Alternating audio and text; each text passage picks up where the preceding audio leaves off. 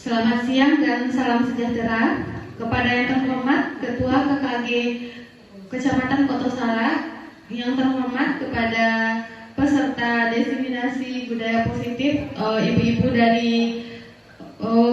guru dari Kecamatan Kotosala, dan yang terhormat khususnya kepada Ibu TK Islam Bakti 86 dan majelis guru.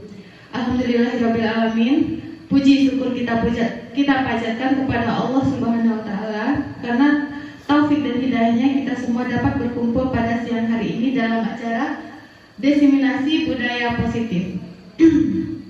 Semoga Allah senantiasa melimpahkan rezeki dan kemudahannya kepada kita, sehingga dalam pertemuan kita ini menghasilkan sebuah pencapaian yang lebih baik.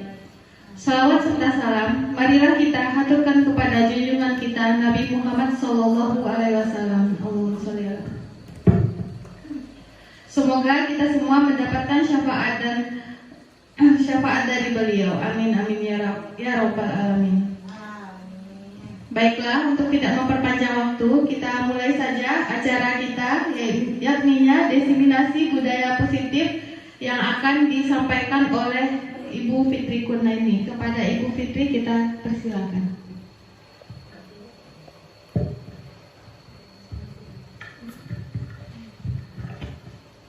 Terima kasih. Bismillahirrahmanirrahim. Assalamualaikum warahmatullahi wabarakatuh. Waalaikumsalam warahmatullahi wabarakatuh. Semangat ibu-ibu. Mana semangatmu?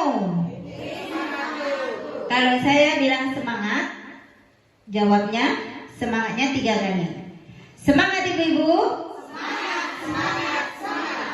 Baik, saya ulang lagi ya. Assalamualaikum warahmatullahi wabarakatuh. Waalaikumsalam warahmatullahi wabarakatuh. Alhamdulillahirabbil alamin, wassalatu wassalamu ala asrofil anbiya'i wal mursalin wa ala alihi bihi rasulillah ajmain. Puji syukur kehadirat Allah Subhanahu wa taala yang mana pada siang hari ini kita semua diberi kesehatan, kenikmatan dan karunia sehingga kita bisa menjalankan aktivitas seperti biasanya, yaitu kegiatan rutin kita bulanan KKG bulanan yang diadakan di TK Islam Bakti 89 Jarong Makassar. Salawat beserta salam marilah kita haturkan kepada junjungan kita, yakni Nabi besar Muhammad Sallallahu Alaihi Wasallam, dengan hantaran kalimat Allahumma sholli ala Muhammad wa ala ali Muhammad. Semoga kita semua nanti mendapat syafaat dari beliau. Amin ya robbal alamin. Baiklah, alhamdulillah pada hari ini, hari Senin tanggal 30 Oktober 2023, kita di sini berkumpul dalam rangka saya akan mendesiminasikan budaya positif saya. Ini merupakan salah satu tugas saya terkait dengan calon guru penggerak saya. Meskipun ini merupakan terkait dengan tugas saya, tapi mudah-mudahan apa yang saya sampaikan nanti ini setidaknya ibu-ibu setelah mengikuti kegiatan ini mendapatkan wawasan dan nantinya bisa ibu kembangkan di sekolahnya masing-masing untuk mewujudkan visi ibu-ibu semua di sekolah. Baik ibu-ibu, langsung saja diseminasi budaya positif. Nah, di sana ada pertanyaan. Apakah ibu-ibu setuju bila yang satu, memberikan hukuman dapat disiplinkan siswa? Siapa yang setuju? Siapa yang setuju? Memberikan hukuman dapat mendisiplinkan siswa. Siapa yang setuju? Angkat tangan. Kalau tidak setuju, coba siapa yang tidak setuju? Ayo Bu, nggak apa-apa, keluarkan aja suaranya. Berarti Ibu sepakat tidak setuju ya? Baik, yang kedua, pemberian hadiah meningkatkan prestasi siswa. Siapa yang setuju? Setuju semua? Ada yang tidak setuju? Siapa yang tidak setuju? Ada? Tunjuk tangan. Tidak ada, berarti sepakat semuanya setuju.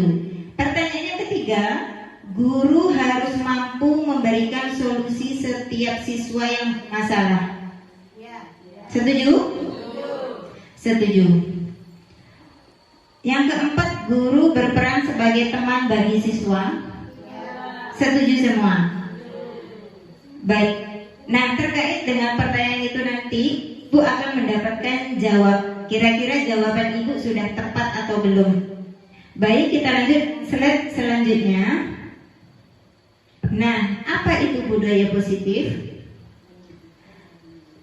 Budaya positif itu perwujudan dari nilai-nilai atau keyakinan universal yang diterapkan di sekolah.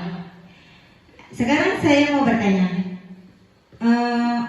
kira-kira nilai-nilai positif itu apa saja Bu yang kita ketahui? Nilai-nilai positif. Apa yang sudah kira-kira Ibu ketahui? Padahal sudah setiap hari Bu di sekolah. Ada yang tahu Bu, apa saja nilai-nilai positif yang ada pada anak didik kita atau ada pada diri kita? Belum ada yang tahu ya? Nilai-nilai positif itu seperti kejujuran. Apa lagi Bu? Betul, ya itu nilai positif juga. Apa lagi? Kejujuran, empati. Apa lagi Bu? Toleransi, ya, berbagi, itu juga nilai positif. Apalagi Bu? Menolong, itu juga nilai positif juga. Nah, nilainya ada macam-macam. Ada apa tadi Bu? Toleransi, mau berbagi, disiplin, gotong royong, itu juga nilai positif. Jujur. Nah, selanjutnya Bu, konsep-konsep inti untuk menerapkan budaya positif. Nah, nanti kita akan mempelajari disiplin positif, motivasi, perilaku manusia, keyakinan kelas atau sekolah, kebutuhan dasar manusia, juga posisi kontrol guru. Nah, dari 1, 2, 3, 4, 5 itu kira-kira mana yang belum pernah Ibu dengar? Mana Bu? Mana yang belum pernah Ibu dengar? Sebenarnya masih ada lagi di bawahnya itu Bu Yanti, geser ke bawah. 1, 2, 3, 4, 5, 6 Mas. Yang paling bawah segitiga restitusi. Mana kira-kira dari 6 itu yang belum Ibu dengar? Kata-katanya yang mana? Segitiga restitusi. Baik, nanti kita akan sampai di sana. Apa itu segitiga restitusi? Lanjut Bu Yanti. Nah, sekarang kita akan melakukan permainan. Ibu boleh berhadapan, cari temannya berdua-dua.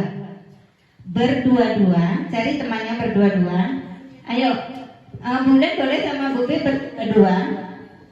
Jadi permainannya kita seperti ini. Permainannya cobalah buka. Ini satu menggenggam tangannya, satu menggenggam tangan kita sendiri. Satu aja Bu. Temannya yang satu tidak menggenggam. Jadi satu saja yang menggenggam. Nah, di kepala tangan kita itu bayangkan yang kita pegang ini adalah suatu benda yang berharga. Entah itu harta, entah itu uang, entah itu apa, tapi itu yang jelas sangat berharga sekali bagi kita. Nah, sekarang coba minta temannya untuk membuka. Nah, kalau kita punya harta, punya sesuatu yang berharga, tentu kita menggenggamnya sangat erat ya Bu ya. Genggam erat, coba. Kita sambil bayangkan bahwa yang kita pegang ini adalah suatu hal yang berharga bagi diri kita. Bisa berupa benda, suatu rahasia yang hanya kita saja yang perlu tahu. Nah, jadi anggap teman kita itu mengiming-imingi hadiah, mengiming-imingi ini sogokan. Nah, jadi gini, ayo. Nah, nanti kamu saya kasih uang, nanti kamu saya kasih hadiah kalau kamu mau membukanya. Nah, coba Bu, suruh temannya untuk membuka. Ayo. Susah. Susah. Oh, susah. Tidak mau buka. Nah, yang kita genggam itu tadi apa Bu? Sesuatu benda yang berharga. Lalu kita menjaga benda tersebut dengan sekuat tenaga kita. Orang mau membujuk, mau menghardik, mau mengintimidasi, mau memarahi atau menggoda, bahkan kita keliti-keliti, kita dikeliti-keliti aja kita tetap pegang sekuat tenaga. Itu artinya apa? Siapa yang bisa menjelaskan? Mempertahankannya, mempertahankan hartanya. Ia pintar. Nah, jadi yang memegang kontrol tangan kita itu siapa? Apakah diri kita atau teman kita? Siapa? Oh, diri kita sendiri. Baik. Nah, sekarang begini ya Bu ya. Baik diri kita sendiri yang bisa membukanya atau orang lain yang akan membukanya, itu tergantung diri kita sendiri. Jadi kita sekarang posisinya adalah sebagai kontrol di diri. Kita yang mengontrol diri. Mau orang membukanya, mau diri kita sendiri, kitalah yang mengontrol diri kita sendiri. Sesuatu hal yang berharga itu tadi. Seperti itu ya Bu ya. Lanjut Bu Yanti, slide yang kedua. Nah, pergeseran paradigma teori kontrol oleh Dr. William Glasser. Yang pertama, ilusi guru mengontrol murid. Kita sebagai pendidik itu tugasnya adalah mengontrol murid. Yang kedua, ilusi bahwa semua penguatan positif efektif dan bermanfaat. Yang ketiga, ilusi bahwa kritik dan membuat orang merasa bersalah dapat menguatkan karakter. Nah, kita kadang berpikir bahwa kita mengkritik atau membuat orang merasa bersalah ketika orang lain melakukan kesalahan. Kadang-kadang kita nggak sadar kan, mengkritik dan membuat orang sampai merasa bersalah dapat menguatkan karakter. Padahal itu benar apa salah Bu? Benar apa salah Bu?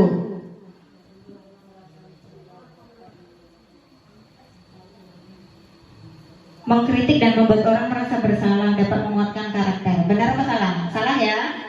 Nah, yang keempat, ilusi bahwa orang dewasa memiliki hak untuk memaksa. Jadi kita sebagai pendidik, ini kan orang dewasa bagi anak-anak didik kita. Jadi kita memiliki hak untuk memaksa anak didik kita. Benar enggak? Nah, sekarang slide selanjutnya Bu Yanti. Nah, bagaimana seorang bisa berubah dari paradigma stimulus respon kepada pendekatan teori kontrol? Nah, di sana sudah ada tabel stimulus respon, tabel sebelahnya teori kontrol.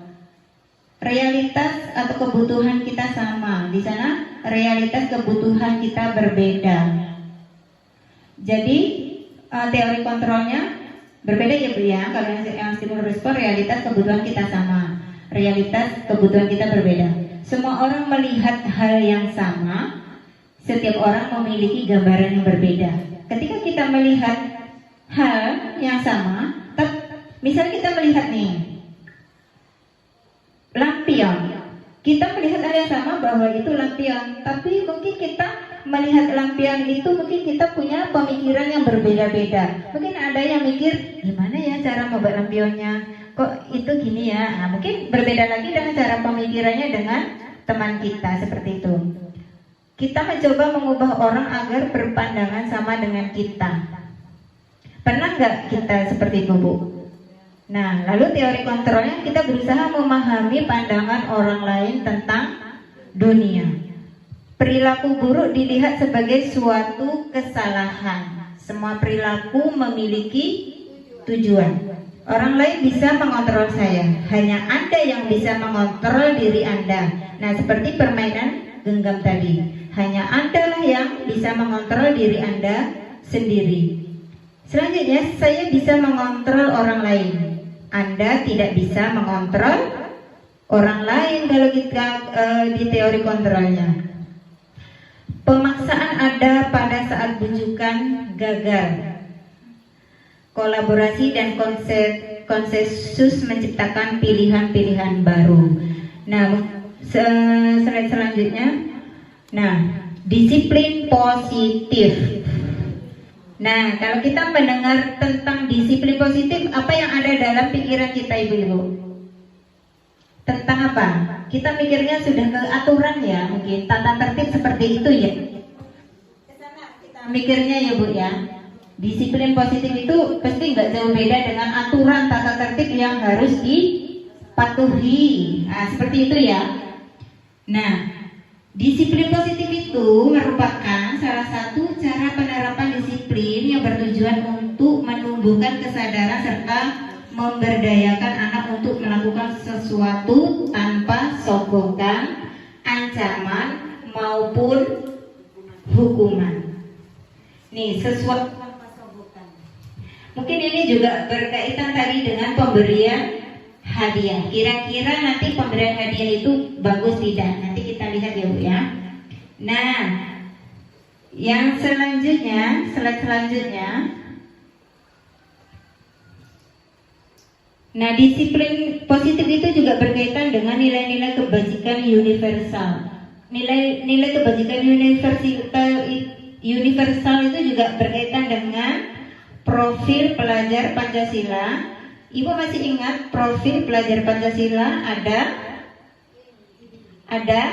ada berapa dimensinya? Betul, ada 6. Ada apa saja Bu? Beriman, bertakwa kepada Tuhan Yang Maha Esa dan berakhlak mulia. Kebinekaan global. Lagi Bu? Bergotong royong, kreatif, bernalar kritis dan mandiri. Selanjutnya Bu Yanti. Nah, sekarang kita belajar motivasi perilaku manusia. Motivasi perilaku manusia itu ada 3. Yang pertama, menghindari ketidaknyamanan atau hukuman. Yang kedua, mendapat imbalan atau penghargaan. Yang ketiga, menghargai diri dan menjadi apa yang mereka inginkan. Selanjutnya. Nah, ini tentang hukuman konsekuensi restitusi. Ini hukuman. Murid atau anak belajar menyembunyikan kesalahan. Benar nggak Bu, kalau anak kita ketika dia berbuat kesalahan lalu kita berikan hukuman, nanti pada akhirnya anak akan tidak mengakui dengan kesalahannya. Jadi nilai kebajikan apa yang kena? Nilai-nilai positif apa yang kena? Tidak jujur.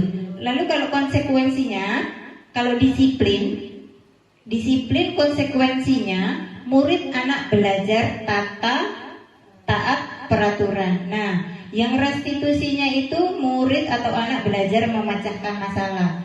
Jadi ketika ini yang hukuman, lalu disiplin ada konsekuensi sama restitusi. Kalau konsekuensi tadi murid atau anak belajar taat peraturan. Kalau diselesaikan dengan secara restitusi, murid atau anak belajar, kita bimbing anak itu ketika melakukan kesalahan. Murid atau anak belajar jadi guru membimbing anak untuk memecahkan masalah. Sebab apa Bu? Semua kesalahan anak didik kita itu pasti punya tujuan. Mau kesalahannya yang baik atau buruk, dia pasti punya tujuan. Entah tujuannya itu entah baik, entah buruk. Jadi di sana kita akan mengetahui bagaimana kita sebagai guru, apakah kita menghukum atau memberikan konsekuensi atau restitusi. Berdasarkan bagan tersebut, berikut penjelasan tentang hukuman konsekuensi dan restitusi. Hukuman adalah tidak terancam, bersifat satu arah, bisa hukuman psikis atau kata-kata kasar. Sedangkan konsekuensi bersifat terencana dan sudah disepakati, bentuk-bentuk konsekuensinya dibuat oleh guru atau sekolah. Sedangkan restitusi adalah proses menciptakan kondisi bagi murid untuk memperbaiki kesalahan mereka, sehingga mereka bisa kembali kepada kelompok mereka dengan karakter yang lebih kuat. Ini menurut Gosen 2004. Boleh selanjutnya Bu Yanti? Nah, di atasnya lagi Bu Yanti, masih ada di atasnya lagi, slide atasnya ini. Enggak ada. Coba lagi bawah. Terlampau atas sedikit. Lagi. Nah, sekarang kita mau belajar tebak-tebakan ya Bu, ke atas sedikit. Nah, ini Bu, Ibu boleh berpendapat ini hukuman atau konsekuensi. Pilih aja, soalnya pilihannya cuma 2. Mencatat 100 kali di dalam kalimat saya tidak akan terlambat lagi karena terlambat sekolah. Itu termasuk hukuman atau konsekuensi? Mana Bu? Hukuman. Ibu, memang ini jam rawan, tapi paling tidak kita tunjukkan semangatnya yang mana ini Bu? Hukuman ya, sepakat hukuman. Coba yang hukuman tunjuk tangan Bu. Mana yang hukuman? Yang konsekuensi? Berarti selebihnya konsekuensi ini. Hukuman apa konsekuensi? Hukuman atau konsekuensi? Konsekuen. Bu Zia konsekuen. Oh gitu ya. Ya, lanjut nomor 2. Lari mengelilingi lapangan basket 2 kali karena terlambat hadir di sekolah. Hukuman atau konsekuensi? Hukuman. Sekarang cepat lagi soalnya ya. Membersihkan coretan yang dibuatnya di meja tulis. Hukuman apa konsekuensi? Hukuman. Oke. Murid diminta untuk push up 15 kali karena tidak menggunakan masker. Hukuman. Berjemur di lapangan basket pukul 12 siang karena mengobrol dengan teman, termasuk hukuman apa atau konsekuensi? Konsekuensi. Oke. Berdiri di depan kelas sambil mengangkat kaki 1 karena tidak bisa menjawab pertanyaan. Hukuman. Jadi yang konsekuensi cuma berapa tadi ya? Cuma 2. Nah, perlu Bapak Ibu ketahui, kalau hukuman itu bersifatnya ke fisik. Kalau konsekuen bersifat ke, dia bukan ke fisik. Iya. Diberi tugas mencatat kembali itu tadi. Jadi yang push up, yang lari, yang berjemur itu bersifat fisik, itu adalah hukuman. Jadi jawabannya udah ada di bawah itu Bu. Tuh, membersihkan coretan yang dibuatnya di meja tulis. Konsekuensi. Ya.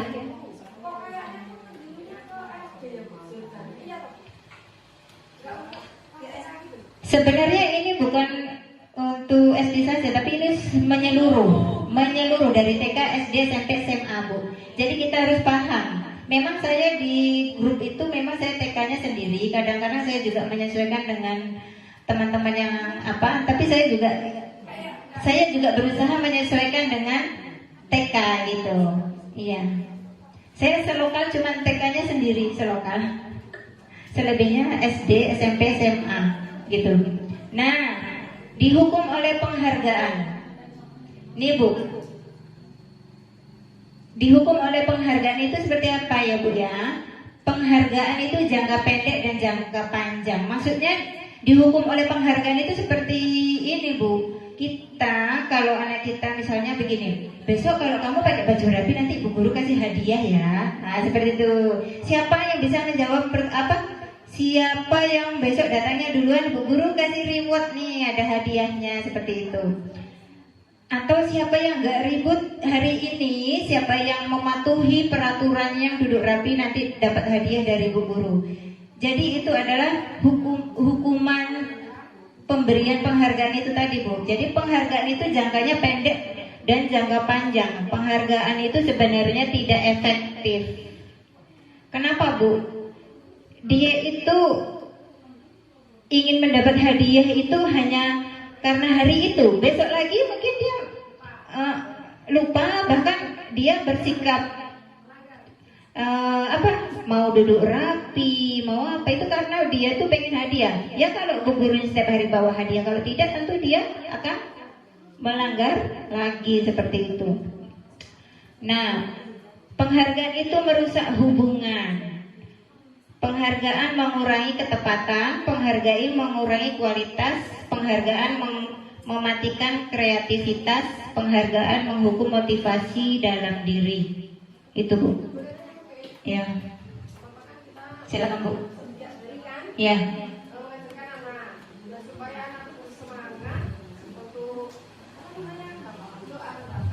Memberikan reward.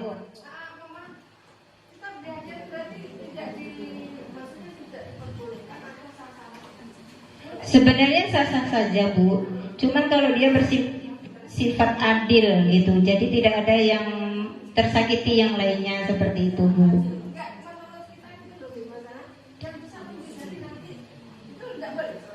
Itu sebenarnya bukan hukuman ya, itu reward. Iya sebenarnya itu hukuman, itu reward.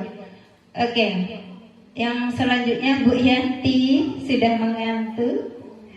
Kita sebentar lagi. Nah, kalau dulu kita setiap kelas misalnya kita pajang nih tata tertib atau aturan kelas B1, B2 seperti itu Bu ya. Tapi kalau kali ini nggak nampak. Biasanya kita ada tata tertibnya ya Bu ya. Kalau dulu kita peraturan kelas. Nah, kalau sekarang itu namanya keyakinan kelas. Peraturan itu biasanya dibuat oleh siapa Bu? Guru untuk murid. Nah, mengapa keyakinan kelas? Mengapa bukan peraturan kelas? Coba Bu slide selanjutnya. Nah, sekarang saya kasih pertanyaan. Mengapa kita memiliki peraturan tentang penggunaan helm saat mengendarai kendaraan roda 2 atau motor? Apa alasannya? Iya, supaya aman. Aman berarti berkaitan dengan keselamatan. Mengapa kita memiliki peraturan tentang penggunaan masker dan cuci tangan setiap saat? Apa tujuannya?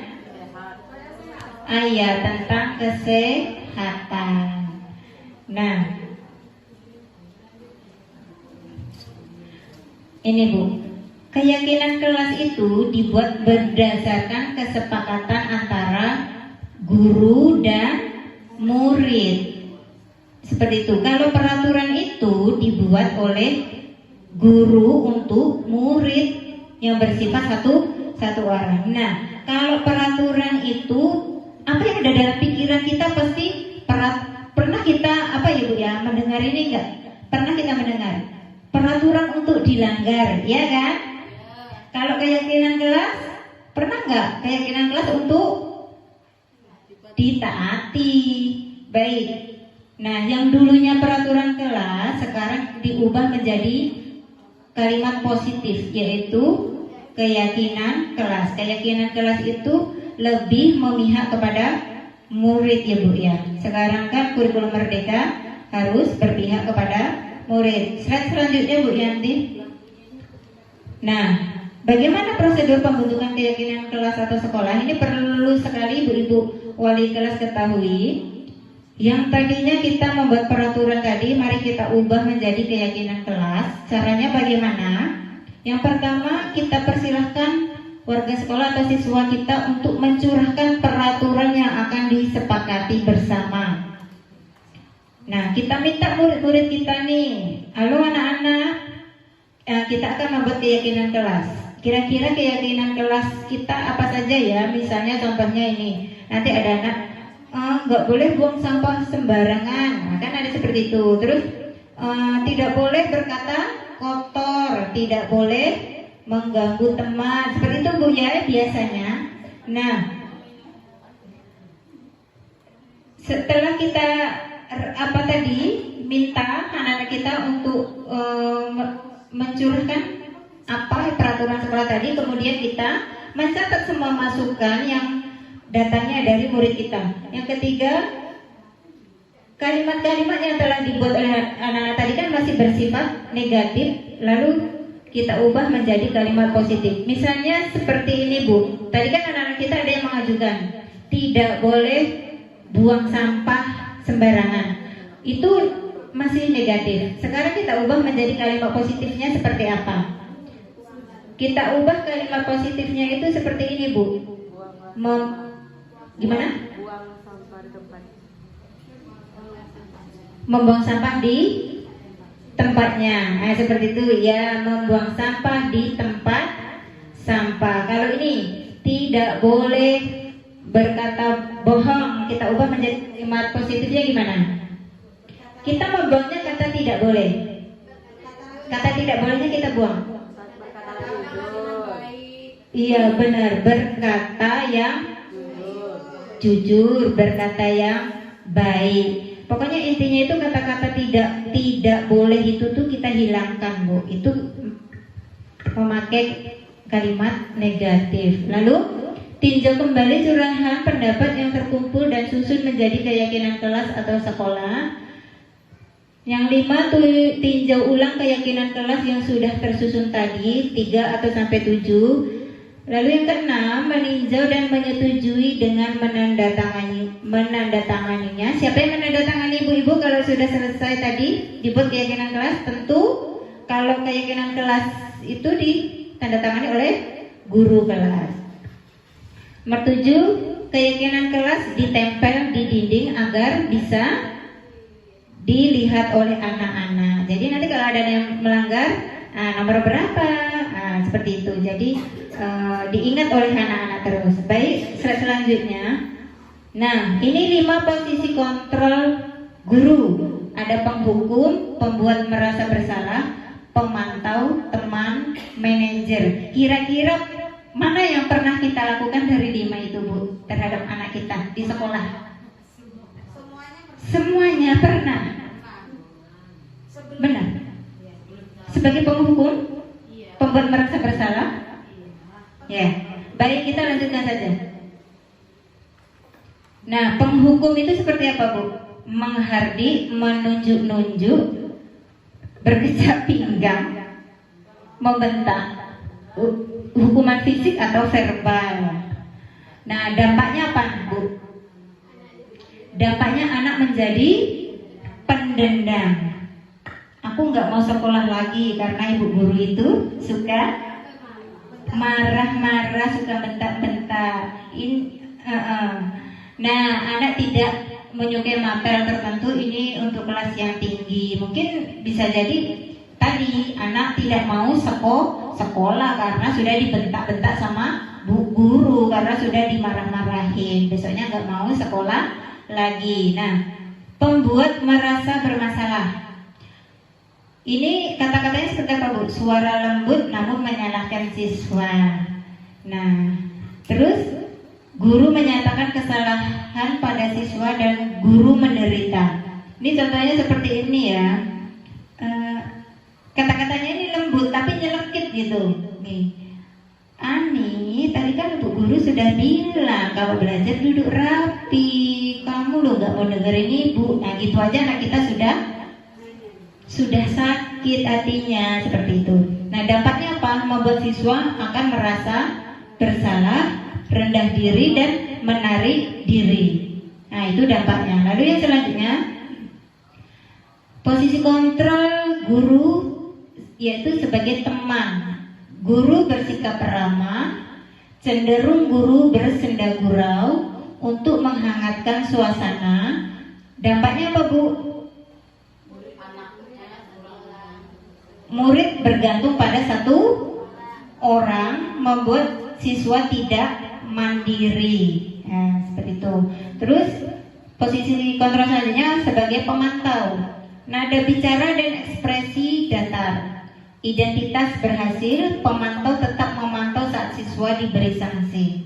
Dampaknya apa? Menghitung hadiah atau hukuman yang diberi tanpa melihat nilai kebajikan. Tidak sepenuhnya mandiri.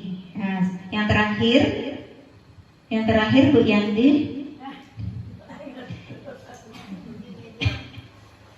Bu Yanti udah ngantuk, beli minum dulu lah. Sebagai manajer nih, suara netral. Suara netral artinya biasa-biasa saja. Tercipta identitas positif atau berhasil, mengajukan pertanyaan bermakna, membantu siswa memecahkan masalah. Terus dampaknya siswa mandiri, percaya diri memecahkan masalah. Nah, dari posisi 5 posisi kontrol tadi, kira-kira ibu-ibu mana yang tertarik? Mana yang tertarik? Manajer. Sepakat manajer. Ya. Jadi dari yang paling cocok, yang paling pas itu manajer. Yang tadinya semuanya sekarang jadi manajer Ibu ya. Mudah-mudahan kita bisa menerapkan di sekolah kita masing-masing ya Bu ya. Nah, slide selanjutnya Bu Yanti. Kepada kebutuhan dasar hidup manusia. Kebutuhan hidup manusia itu pada dasarnya ada 5. Yang pertama dia ingin bertahan hidup. Yang kedua dia membutuhkan kasih sayang dan rasa diterima. Yang ketiga dia bersikap penguasaan. Yang keempat butuh kebebasan. 5 butuh kesenangan. Nah ini kebutuhan dasar hidup manusia. Lalu selanjutnya dunia berkualitas. Apa itu dunia berkualitas? Nilai-nilai kebajikan apa yang terpenting dalam hidup Anda? Nah, yang kedua, kalau Anda menjadi orang yang ideal, karakter atau sifat apa yang Anda paling inginkan pada diri Anda? Nah, kira-kira nilai kebajikan apa yang terpenting dalam hidup ibu-ibu? Nilai apa Bu? Nilai kebajikan itu misalnya seperti jujur, berakhlak. Oh ya. Lalu kalau ingin menjadi orang ideal itu seperti apa itu Ibu yang diinginkan? Yang diterima di mana saja. Hah? Diterima di mana saja, boleh. Yang ketiga, apa pencapaian Anda yang Anda sangat banggakan sampai saat ini apa? Pencapaian yang sampai hari ini yang menurut Ibu yang itu yang misalnya di puncaknya gitu. Yang perlu kita banggakan apa? Misalnya aku sudah PNS, aku sudah sertifikasi, sudah apa? Macam-macam lah. Aku sudah menjadi orang kaya misalnya. Atau boleh itu juga bagus, sudah menjadi seorang ibu ya, seperti itu. Lalu selanjutnya Bu Yanti, di apa saja Bu Yanti, disilang aja.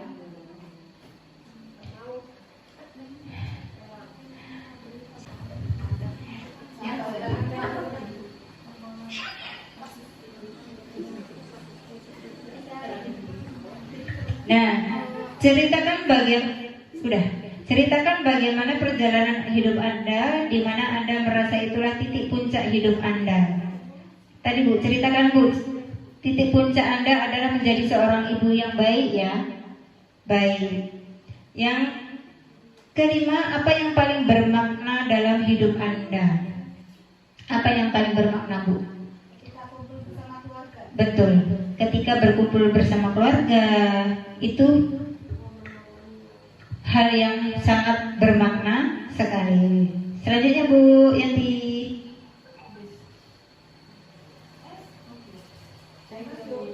Bu Yanti. Nih.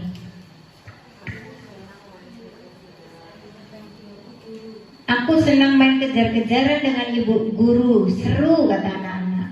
Lalu ibu kejar aku karena ibu guru sayang aku. Aku hebat kan bisa bikin ibu guru kejar-kejaran. Lalu yang keempat, aku bosan belajar mewarnai terus di dalam kelas. Jadi itu kira-kira yang dirasakan oleh anak-anak kita ya Bu ya. Nih yang pertama dia senang main kejar-kejaran. Yang kedua dia butuh perhatian karena ingin dikejar. Nah dia merasa di puncaknya, aku hebat kan bisa bikin ibu guru kejar aku. Yang keempat dia merasa bosan dengan pembelajarannya. Yang ayo Bu Yanti selanjutnya habis. Nah demikian diseminasi budaya positif saya hari ini, mudah-mudahan membawa manfaat kepada ibu-ibu semua.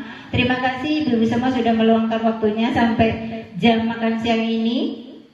Bahkan jam istirahat ibu-ibu harus tersita. Sekali lagi saya aturkan terima kasih kepada rekan-rekan semua atas waktunya sudah meluangkan pada hari ini. Mudah-mudahan ibu-ibu semua nanti selamat sampai rumah kembali. Amin ya robbal alamin. Saya akhiri, wabillahi taufiq wal hidayah. Wassalamualaikum warahmatullahi wabarakatuh.